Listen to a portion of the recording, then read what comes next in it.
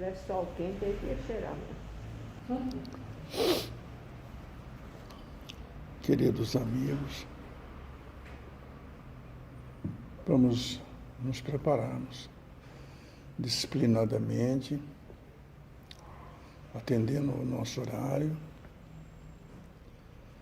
e por quanto é indispensável agora, darmos um comando mental para o nosso intelecto a fim de relaxar todos os músculos, todas as fibras, respirar profundamente, levando o oxigênio novo para os nossos pulmões.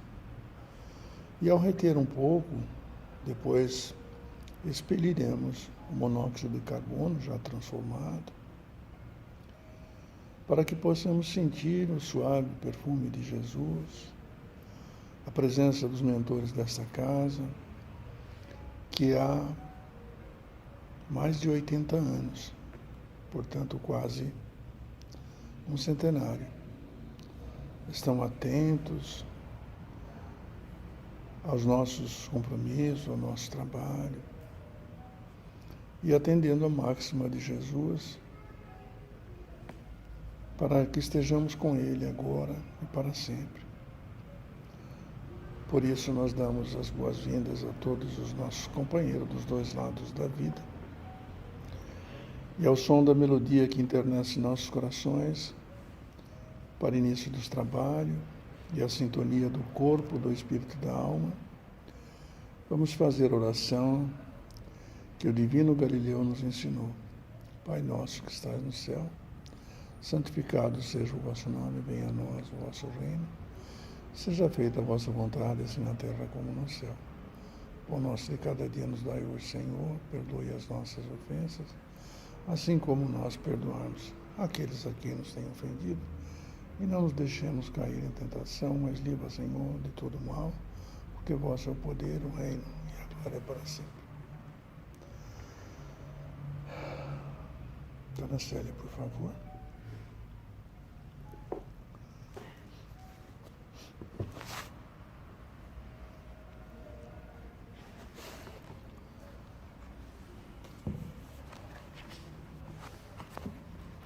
Convidar os pobres e os estropiados. Capítulo 13, página 130.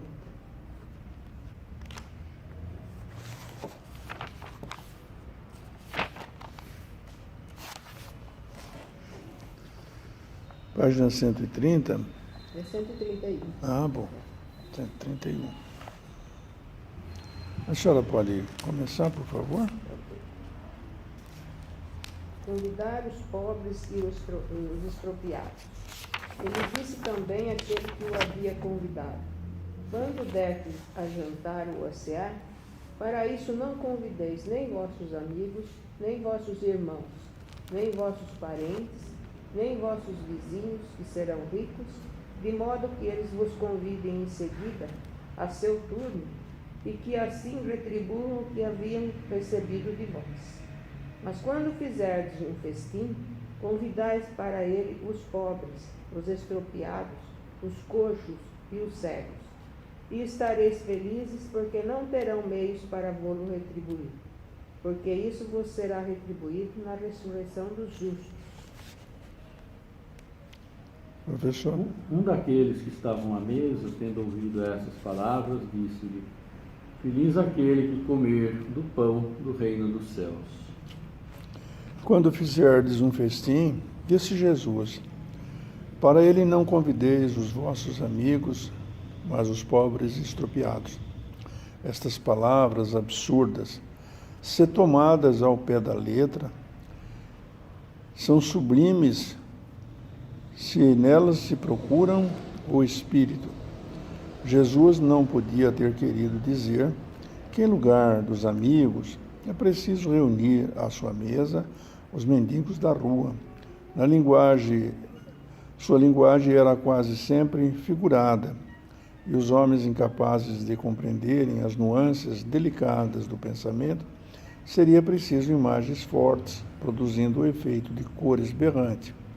O fundo do pensamento se revela nessas palavras: serei feliz porque não terão meios para vô-lo retribuir.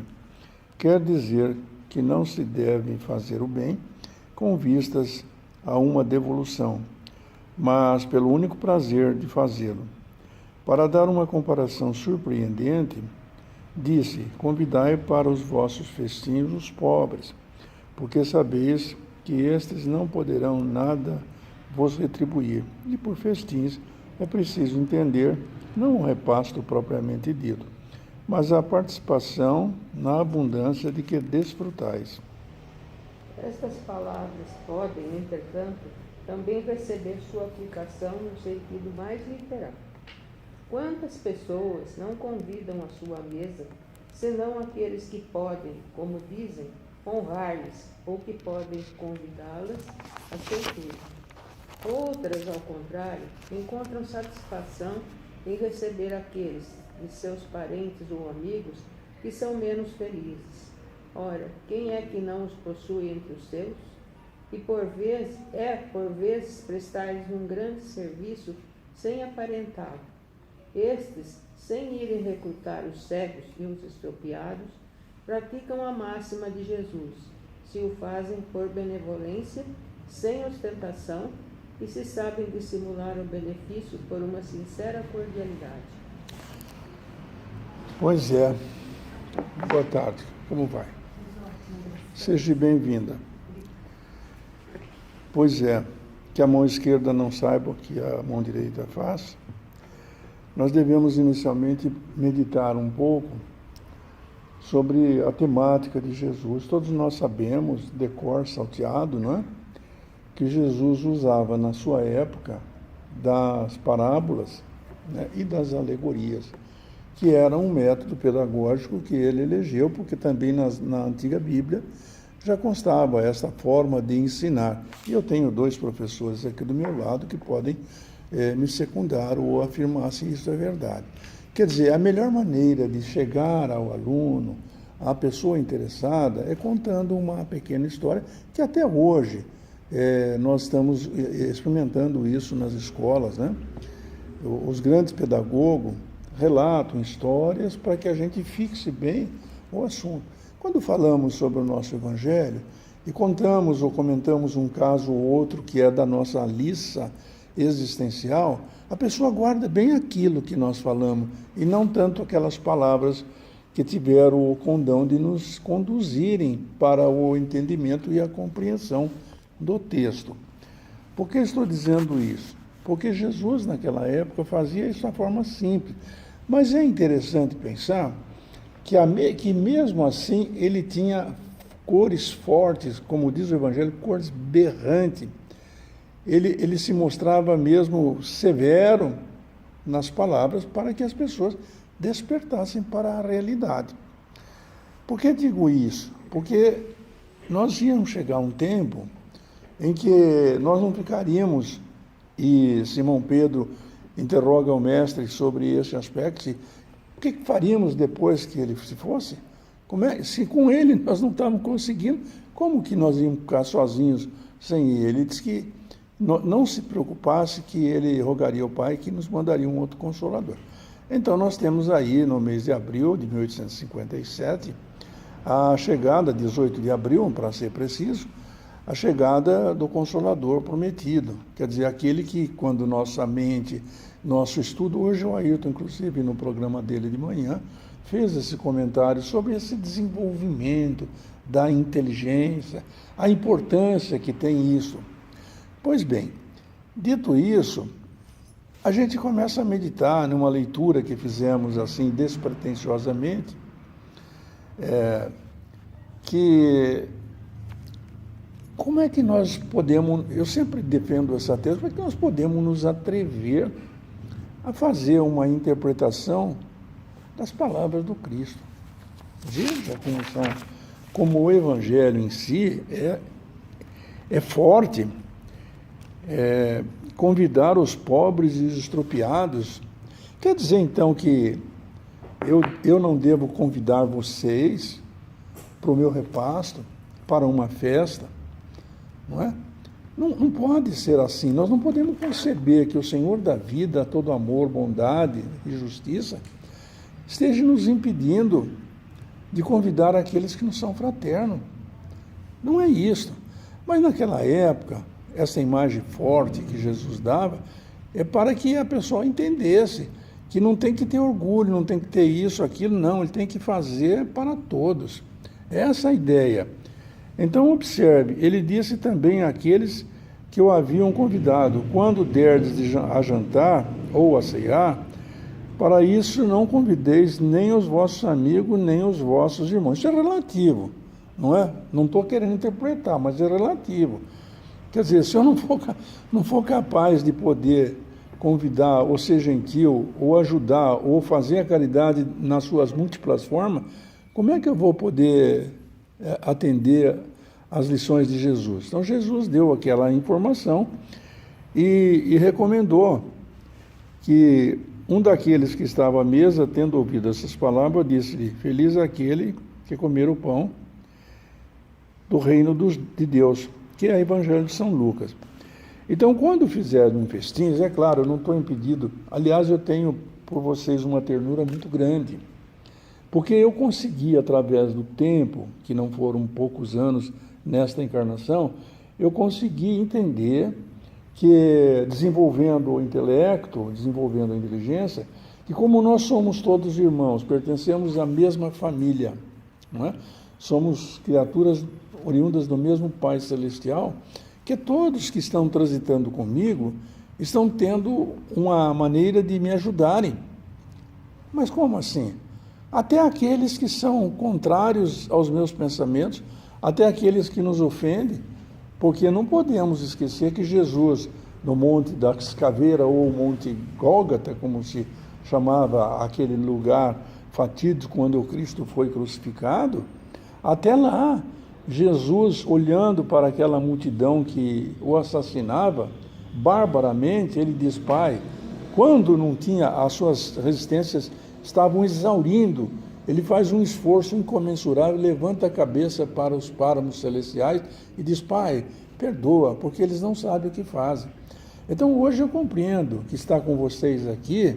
Eu não sei quais são as ligações que nós tivemos no passado, mas a possibilidade que os Espíritos nos concedem de poder comentar o Evangelho, que já está explicado, destrinchado, esclarecido, é uma bênção que nós recebemos. E por que isso? Eu me recordo, há muitos anos, isso mais de 40 anos, quando eu iniciei o meu curso acadêmico de Direito. E nós reunimos, viu, Ayrton, eu não sei se vocês acham que também fazem isso, mas eu creio que é uma metodologia. Nós nos reuníamos em 3 ou 4 estudantes e fazíamos o que estamos fazendo aqui hoje, lendo o Evangelho, comentando, conversando, cada um dando a sua opinião. Naquele tempo ainda tinha mimeógrafo, aquelas coisas que não se pode nem pensar hoje, porque hoje é tudo computador. Mas os professores, a partir de um determinado momento, começaram a adotar livros. Então, por exemplo, direito de família. Aí, então, o professor ia falar sobre os bens de família.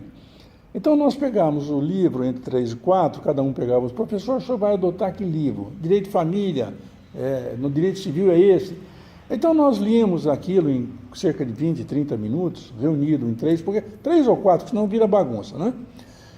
E cada um dava a sua opinião. Quando chegávamos, sabe, dona Célia, chegávamos na classe, o professor começava a falar, nós estávamos por dentro, porque nós já sabíamos. E até a terminologia, porque é claro que o linguajar do advogado não é o mesmo do médico. O médico começa a falar dos remédios que vai dar, que tem isso, tem aquilo, eu não entendo nada. Não é? Então, nós nos sentimos bem, porque já estávamos adiantados. Aí eu comecei a comparar, falei, nossa, é o Evangelho nosso. O Evangelho nosso, nós conversamos aqui, nos reunimos e lemos. Não é que nós não entendemos, nós lemos. E ao ler, nós aprendemos mais. Já se disse, eu não sei a fonte verdadeira, que quando nós aprendemos através da voz articulada, nós temos um coeficiente de aprendizado. Pela visão, quando nós estamos lendo, acompanhando, não precisamos só ouvir, mas nós também temos um outro coeficiente. Pela audição, temos um outro coeficiente. Então é a metodologia. Os Espíritos, pela bênção do Pai Celestial, nos oferecem a oportunidade de ler esta luz que emana do Evangelho. E assim fazendo, a gente vai de gota em gota, chegando em um ponto de que tanto fala, porque a gente faz assim, né? A gente lê muito, fala muito, mas não pratica. Aí não vale.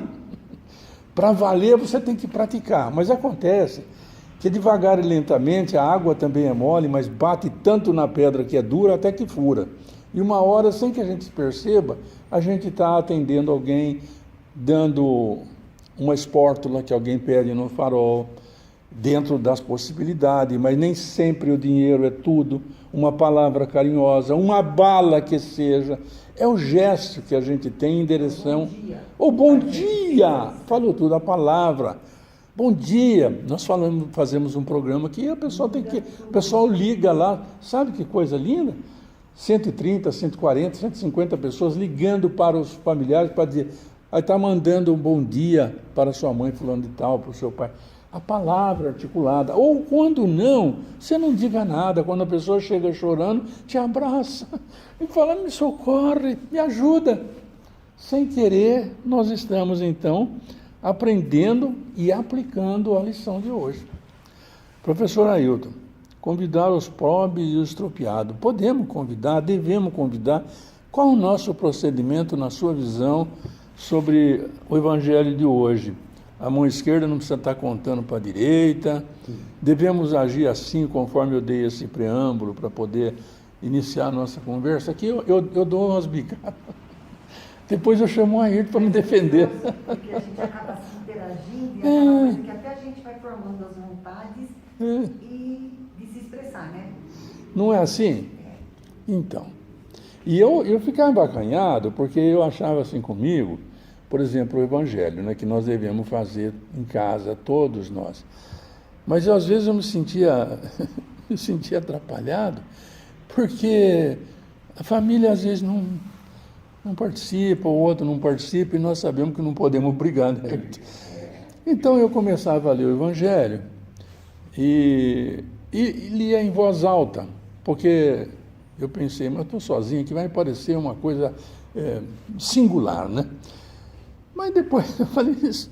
Fala, não, você não está sozinho não, negócio. Tem bastante gente. Eu leio com a minha cachorrinha. Pois, e ele também é filho de Deus. E eles participam, sabia?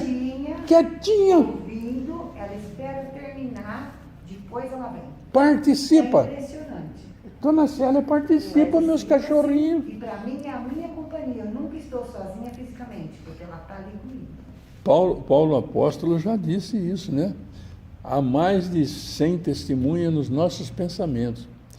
Então, mas concluindo a minha colocação sobre esse aspecto do Evangelho, aí eu pensei assim, mas eu vou fazer comentário, só tem eu aqui. Aí você não, deixa os outros também estão interagindo, e também quantos você não sabe, quantos que poderiam ouvir a sua palavra, porque cada um tem um jeito, não é? Cada um tem um jeito, uma maneira. Nós somos todos filhos de Deus, mas não fomos criados todos ao mesmo tempo. Jesus o disse, né? O Pai trabalha até hoje, eu também trabalho. Então tem irmãos nossos que estão saindo aí, que estão vindo na retaguarda, que vão passar ainda pelas nossas lições, e quantos não são convidados a participarem desta Santa Ceia, para ouvir aqui, ouvir ali, alhures e algures, e se fixando na lição. No nosso caminho, quantos vêm junto para a lição? Isto, quantos vêm junto conosco? Em casa, conosco aqui. Aí o pessoal fala assim, você encosta naquele rapaz lá porque ele vai no Paz e Amor hoje. Desculpa, eu falo assim de forma graciosa, porque o nosso Evangelho é alegre, né? Nada mais alegre do que falar de Jesus, falar das lições dele, né?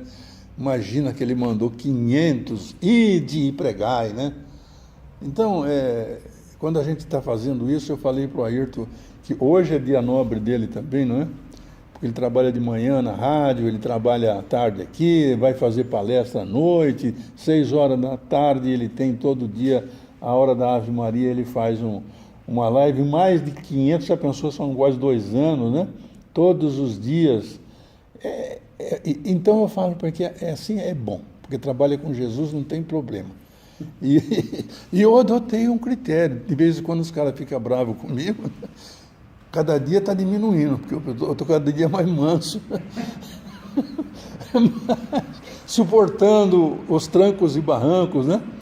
Mas aí eu falo assim, olha, por favor, não fica bravo comigo hoje, não, porque hoje eu não posso brigar. Eu trabalho com Jesus e ele não gosta disso. Patrão meu não gosta disso. Ayrton, por favor. O texto de hoje é mais uma daquelas célebres parábolas em que ele fala, mas fala assim, claro, que tudo que ele quer dizer é em um sentido figurado, que precisa de um pouco de entendimento para saber o que ele quer dizer. Quando ele fala para convidar pobres e estropiados, né? De não convidar aqueles que você fica aquela obrigação querendo que eles te convidem de volta. Porque se convidar aqueles que são pobres, né? Eles vão oferecer o quê? Não vão oferecer jantar, não vão oferecer nada, né? Eles vão se dar felizes por terem tido uma refeição, ao pé do que está aqui. Hoje na palestra eu também vou falar a respeito da famosa parábola, né? Olhai os pássaros do céu, né? Nossa. Eles não cultivam nada, mas são sempre alimentados. Olhai lírios do campo, eles não fiam, mas estão sempre lindos. E nem Salomão se vestiu, tal. Quer dizer, e fala que é para nós não nos preocuparmos com o que vamos comer, com o que vamos vestir, que Deus vai nos prover. É claro que, da maneira como está dito ali, né, se tomar, como se diz, ao pé da letra, essa parábola dos pássaros do céu, essa daqui também, fica uma coisa meio estranha, né? Até porque você não se preocupe que Deus vai dar de comer e vai dar de vestir. Como os pássaros e as plantas, sim, não? Vivem naturalmente e eles procuram. Mas a questão da noite é que nós temos que procurar o que fazer. Deus nos dá, sim, mas nos deu o quê? A inteligência para podermos viver e conquistar os lugares. E aqui também, ele fala exatamente isso.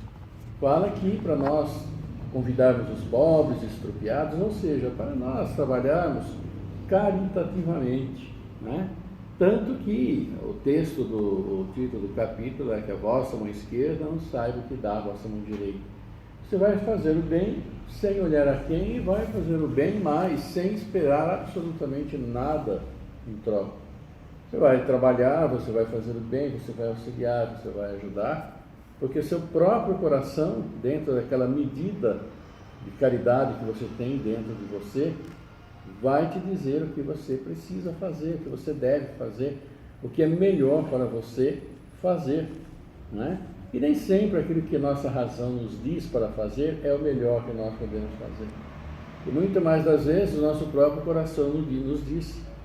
E nós temos dentro de nós aquilo que nós chamamos, que é muito antigo dos tempos lá do homem das cavernas, que são nossos instintos, né? Aqueles instintos. E esses instintos aliados à nossa inteligência que nos faz nosso dia a dia. Quando nossos instintos afloram de repente numa situação, vamos usar nossa inteligência para tomar cuidado. Agora, quando estamos sem nenhuma perspectiva, muitas vezes esse instinto nosso de sobrevivência, de viver, também nos auxilia nas melhores resoluções. Então, estão convivendo ali juntos, embora aos poucos a gente vá diminuindo nossos instintos, que muitas vezes são belicosos, porque remontam a nossos tempos primitivos, para dar lugar hoje à razão. E a razão aqui nos fala a respeito disso, nos fala a respeito da caridade, né? Nos fala a respeito de doarmos, sim, claro, materialmente, mas também nos doarmos espiritualmente. Ainda mais nessa pandemia. Exatamente.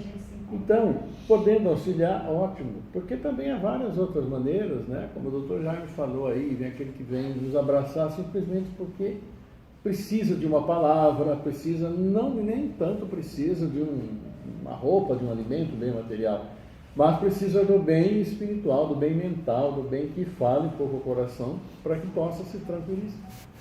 Assim como também nós podemos fazer as preces, orações por todos esses nossos irmãos, por esses que estão conosco, que estão bem, por esses que estão conosco, que estão com problema de saúde, por esses que estiveram conosco e agora estão no plano espiritual. Nós sempre temos oportunidade, seja ela qual for, de praticar o bem, de convidarmos estes necessitados para esse banquete, que é esse banquete de amor, que é esse banquete de carinho, que é esse banquete de assistência. Esse mesmo banquete que muitas vezes nós sentimos falta, né, em nós mesmos, e sentimos que nós estamos precisando. Onde que eu vou encontrar um banquete desses que possa saciar a minha fome, né? Minha fome de carinho, minha fome de assistência, minha fome de atenção, uma maneira que eu possa tranquilizar mais o meu espírito do que propriamente o meu corpo. E muitas vezes nós bem sabemos que as dores da alma doem muito mais do que uma dor física. Verdade. Porque é uma dor, essa dor da alma, como se diz, é uma dor que depende absolutamente de nós, e muitas vezes nós mudarmos conceitos, maneiras de ser, maneira de encarar o que acontece, maneira de encarar membros de nossa família, e que exige muito de nós, uma transformação muito grande interna, até para nós estarmos bem. Mas é um trabalho individual de cada um. Que possamos assistir aqueles que necessitam nas suas mais variadas maneiras, mas que também consigamos ser assistidos. E muitas vezes nós não somos assistidos porque deixamos que nosso orgulho fale mais alto, aquilo que a gente chama de amor próprio também fala. É verdade. É por isso que o Evangelho, como nós lemos, é bem claro.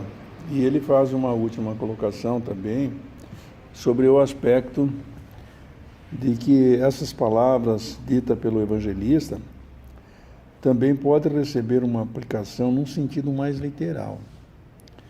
Quantas pessoas não convidam à sua mesa, senão aqueles que podem, como dizem. Dou um exemplo prático para a gente sedimentar aquilo que estamos falando. Eu já tive oportunidade de vivenciar pessoas que foram à nossa moradia pedir um prato de comida. E o que vocês acham quando a fome bate? Na hora do almoço, né? E eu já experimentei dizer, não, mas agora não é hora de atender. Eu falei, mas qual que será a hora boa para atender? O necessitado. É a hora que ele precisa, né? E de outra feita, o cidadão foi, eu estava entrando com o carro, ele me pediu dinheiro e aquele dia eu me lembrei de Pedro, né, Simão Pedro, porque eu naquela época eu andava desprevenido, agora eu ando meio prevenido. Quer dizer, pôr alguns troquinhos na carteirinha, no bolso, não me mata. Mas eu não tinha ainda esse hábito. Aí eu disse para ele, falei, meu filho, você me pegou, como dizer, descalço. Mas você quer um prato de comida que aumenta? Pois não. Quero sim, senhor. Então entrei, falei para a minha senhora, para a empregada, preparar. E nós preparamos em casa a comida que nós temos na mesa. Com tudo, não tem nada de pegar resto, não. Aí levamos, atendemos e tal. E depois, quando eu saí para o trabalho, no período da tarde, tinha uns 2 cachorros em cima do jardim lá. Eu falei, você quer ver que o cidadão queria o dinheiro? E ele simplesmente jogou a comida fora. Aí eu voltei o carro, fui olhar no jardim, a comida, ele tinha jogado toda a comida lá. Quer dizer, há os 2 aspectos que nós precisamos avaliar. Mas não é responsabilidade nossa. A minha responsabilidade, no primeiro caso, era ter instruído, usado da razão e falado, olha, temos que atender a hora que a pessoa tem necessidade, a hora que essa pessoa precisa chorar. Não é depois de uma semana que perdeu um parente que fez a grande viagem, é aquela hora. É a hora que tem fome que precisa comer. E no outro aspecto, o problema não é meu, o problema é dele. Ele jogou fora, tá bom. Mas a minha conversa é com Deus. Eu fiz a caridade que precisava ser feita naquela época. Ele também poderia ter falado para mim, se fosse, olha, senhor, desculpa, mas eu não quero comer não, eu quero graninha. Talvez eu tivesse dado um outro jeito. Mas eu estou dizendo esses 2 fatos análogos, porque eu quero que a gente deixe fixado que a imagem que Jesus dá aqui, assim, severa, não é a imagem que ele desejava. Ele alcançou, como depois os Espíritos Venerandos esclarecem, objetivo de que nós devemos fazer a reforma interior em nós, não é nos outros. Nos outros é fácil. Por que você não faz como... Já viu isso aqui? Por que não faz como eu? Você conta um problema, o cara... vai trabalhar, por que não faz como eu? Como assim, fazer como você? Eu me lembro que nós fomos criados simples e ignorantes, em tempos diferentes, então você não pode, eu não posso fazer como você, eu não tenho a sua inteligência, eu não tenho o seu estudo. Imagina se colocarem para eu fazer uma cirurgia. Eu não sou médico, nem extrair um dente. Quer dizer, cada macaco no seu galho, diz o povo. Então é esta forma que nós devemos entender esse convidar os pobres e estrupiados. Está cheio de gente aí na rua que passam necessidade de todo tempo, de todo jeito. E por isso eu me lembro e gostaria de deixar para vocês o instrumento do perdão dito por André Luiz. Ele diz assim, que o perdão é o remédio que nos recompõe a alma doente. Nós somos todos doentes. Estamos precisando de irmãos, a casa está aberta para que nós possamos chegar a conversar. Tem um atendimento fraterno, se vocês precisarem conversar um assunto particular, pode conversar comigo, com a Ayrton, todos os dias. É isso. O perdão é um remédio que nos recompõe a alma doente. Não admita que o desespero lhe subjugue as energias. Aí eu não posso agora... Para com isso. O Ayrton trouxe bem a lição dos pássaros e os lírios do campo. Eles não comem, não trabalham, não fiam, não tecem, mas nem Salomão, no esplendor de sua glória, vestiu-se como eles. Quando a gente lembra de Salomão, Salomão foi aquele rei que quando levaram a criança e as duas mães disputavam a primazia de ser a mãe daquela criança, imagina, como é que duas mães podem ser ao mesmo tempo? Aí ele pegou e mandou cortar a criança no meio, dar metade para cada uma. É uma figura de justiça que marca muito, metade para cada um. Vocês são duas mães, cada um cuida de um pedaço. E aí uma delas disse, não, por favor, foi. Essa criança é dela, eu menti, eu fiz qualquer coisa. Essa criança é dela. E aí o que nós sabemos pela história? Salomão pegou e disse, olha, pode dar a criança para esta aqui, que foi capaz de amar, até deixando ela sair de suas mãos. E Salomão, no esplendor de sua glória, ele vestia-se como um pássaro dos campos? Não. E Jesus, e a lição dos pássaros que Jesus dá é essa. Por que você está se turbando no coração? Por que eu vou ficar preocupado porque aquele homem jogou a comida que eu ofereci, uma comida excelente, jogou no lixo? Por que eu vou ficar preocupado? Por que eu vou ficar preocupado que o outro que não tinha entendimento falou, mas agora não é hora de dar comida. Eu não tenho nada com isso. Eu tenho com o meu comportamento. E que Jesus quis dizer, e pedindo licença para usar essa palavra, que eu não posso ser intérprete dele, mas o que ele dá nos estropiados aqui é convidar todos. E eu digo por quê. Qualquer um de nós que vai no cinema quer o melhor lugar. No jantar dos advogados, esse ano não fui, mas o pessoal quer a melhor mesa, perto da orquestra. Você vai num teatro, você quer a frisa mais linda que tem. Você vai num circo, você quer o lugar lá perto. Olha, como nós somos, nós não temos o cuidado de falar, não, deixa, vamos entrar nessa festa aí, se você foi o convidado especial, você vai ter o seu lugar especial. Mas então tudo o que se propõe aqui no Evangelho de hoje é a reforma interior, e é por isso que eu quero convidar a todos vocês para fecharem os olhos, porem a sua atenção na melodia e procurarem lembrar dessas palavras que, embora dita de forma singela, foi externada, tirando lá das profundezas do nosso coração, para dizer a todos que estão conosco aqui dos dois lados da vida, que sim, nós vamos aprender. O quanto for necessário, a dureza dos ensinamentos, nós haveremos de aprender. Aprender a colocar em nossas vidas, na esperança de que hoje o nosso dia seja melhor que ontem, e quem sabe amanhã seja melhor que hoje, para que um dia, mais cedo ou mais tarde, estejamos caminhando em direção aos esplendores celestes. Por isso, nesse momento, que Jesus está conosco, nós podemos pedir a Ele que nos leve até o Pai, porque ninguém vai ao Pai se não for por Ele, que é o caminho, a verdade e a vida. Uma vez na presença do Senhor do Universo, vamos dizer: ó Pai de amor, de infinita misericórdia, mais uma vez em Sua presença, por intercessão do Divino Mestre Jesus, para te dizer que nós te amamos de todo o nosso coração, para te pedir, Senhor, forças para fazermos essa reforma interior, modificando os nossos comportamentos aziagas, os nossos comportamentos equivocados, a fim de que possamos convidar para a nossa ceia todos aqueles de bom coração, todos aqueles que necessitam do nosso apoio, oferecendo o nosso ombro amigo, oferecendo a palavra que conforta, oferecendo o nosso óbolo, Senhor.